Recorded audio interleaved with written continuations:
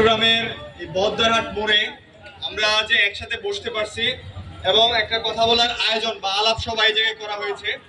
তো এইটা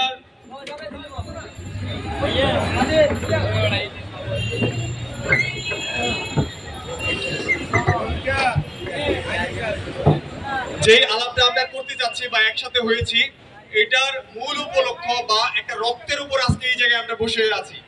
তো জুলাইয়ের সেই রক্ত এবং আমরা সফল হয়েছি বলেই আজকে আমরা এই জায়গায় কথা বলতে পেরেছি। আমি চট্টগ্রাম বিশ্ববিদ্যালয়ের একজন শিক্ষার্থী। যখন এই আন্দোলনটা কোটা আন্দোলন দিয়ে শুরু হয়, তখন বিশ্ববিদ্যালয়ে যারা সরকারি চাকরি প্রত্যাশী, আপনারা জানেন যে এই দেশ থেকে এত পরিমাণ পাচার, লুটপাট, দলীয়করণ হয়েছিল যে বিশ্ববিদ্যালয়ে ভর্তির পর আমাদের দিনগুলো আসলে হতাশায় কাটতো। এবং এই যে চট্টগ্রাম বিশ্ববিদ্যালয়, আপনাদের এই চট্টগ্রাম অঞ্চলের সর্বোচ্চ বিদ্যাপীঠ, বাংলাদেশের অন্যতম স্বায়ত্তশাসিত বিশ্ববিদ্যালয়, এই বিশ্ববিদ্যালয়ে 7 বছর ধরে কোনো বৈধ সিট ছিল না। আপনাদের চট্টগ্রামের যেই নেতা নওফেল নাসির, তারা ওই জায়গায় মারামারি বাজায় রাখতো। তাদের যে সশস্ত্র গ্রুপগুলো ছিল, তাদের কাছে আমরা শিক্ষার্থীরাও জিম্মি ছিলাম। তারা তাদের মারামারি হানাহানির কারণে ইউনিভার্সিটির পড়াশোনার পরিবেশও ছিল না। তো সেই কোটা আন্দোলন যখন শুরু হয় আমাদের শহীদ মিনারে গত কুরবানির ঈদের আগে, তখন প্রথম কি স্লোগান দেওয়া হয়েছিল আমার মনে আছে। কোটা আন্দোলনে যখন দাঁড়াইছিল তখন সেই জায়গায় স্লোগান দেওয়া হয়েছিল, বঙ্গবন্ধুর বাংলায় বৈষম্যের ঠাঁই নাই, শেখ হাসিনার বাংলায় বৈষম্যের ঠাঁই নাই।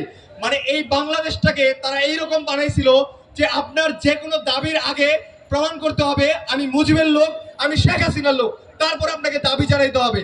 মানে ভিন্ন মতের কোনো জায়গাই নাই।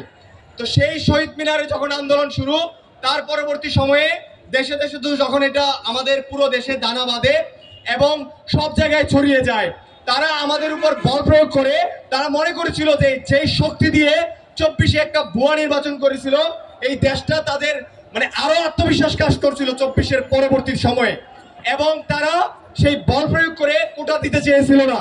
তার পরবর্তী সময়ে বাংলাদেশের যে স্বায়ত্তশাসিত বিশ্ববিদ্যালয় এবং অন্যান্য বিশ্ববিদ্যালয়ে তারা যেই দমন পীড়ন চালাইছিল, সেই পরবর্তী সময়ে আমরা চিন্তা করেছি চট্টগ্রামে যে সেই চট্টগ্রাম বিশ্ববিদ্যালয়ে পাহাড় পর্বতের ভিতরে আর চিল্লাচিল্লি করলে লাভ নাই, এই চট্টগ্রামবাসীকে আমাদেরকে সম্পৃক্ত করতে হবে, শহর থেকে আমাদের আসতে হবে।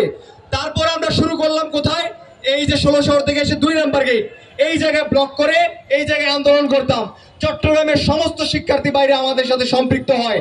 তার পরবর্তী সময়ে তারা আমাদের উপর আরো বেশি বল প্রয়োগ করে শহর থেকে, ক্যাম্পাস থেকে শহরে আসার জন্য শাটল বন্ধ করে দেয়, হামলা করে শহীদ মিনারে মাথা ফাটিয়ে দেয় এবং বিশ্ববিদ্যালয়গুলো থেকে শিক্ষার্থীদের বের করে দেয়। তখন কিন্তু বিশ্ববিদ্যালয়ের শিক্ষার্থীদের একটা পতন হয়ে গেছিল। আমাদেরকে কারা বাঁচাইছিল? এই ছাত্র জনতা, আপনারা বাঁচাইছিলেন। আপনারা আমাদের পক্ষে নেমে আসছিলেন এবং প্রাইভেট বিশ্ববিদ্যালয়, অন্যান্য বিশ্ববিদ্যালয় আমাদের পক্ষে নেমে আসছিল।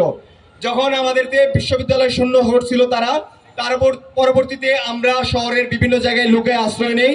আসলে আমরা তখন গুটি কয়েক, এত বড় শক্তির বিপক্ষে ছাত্রদের লড়ার শক্তি ছিল না। কারা লড়ছে এই জায়গায়? সব শ্রেণীর পেশার মানুষ। এই জন্য এই বিপ্লবকে ছাত্র জনতার বিপ্লব বলা হইতেছে। পরবর্তী সময়ে 19শে জুলাই, তারপরে বহদ্দারহাটের শহীদ ওয়াসিম আকরাম, তরুয়া, যারা প্রাণ দিয়েছেন তাদেরকে যে প্রাণ, সেটা আমাদেরকে অনেক বেশি স্পিড দিছে। এবং 19 তারিখে যখন ইন্টারনেট সবকিছু বন্ধ করে দিছে, আন্দরকিল্লা মসজিদ থেকে এত বড় জঙ্গি মিছিল হয়েছে লাঠি নিয়ে, যে শক্তি কারো দাবায় রাখার ক্ষমতা ছিল না চট্টগ্রামে।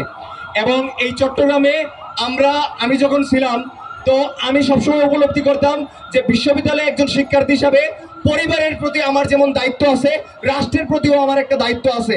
আমি যখন জহির রায়নের আরেক ফাল্গুন পড়ি, তখন যখন দেখলাম বিশ্ববিদ্যালয়ে পড়ার সময় তারা কিভাবে ভাষা আন্দোলন করছে, কিভাবে সংগঠিত হয়েছে, তখন আমি চিন্তা করছি আমার জীবনের শ্রেষ্ঠ সময় এটা, এখন এই সময়টাকে সাড়া দিতে হবে আমাদেরকে।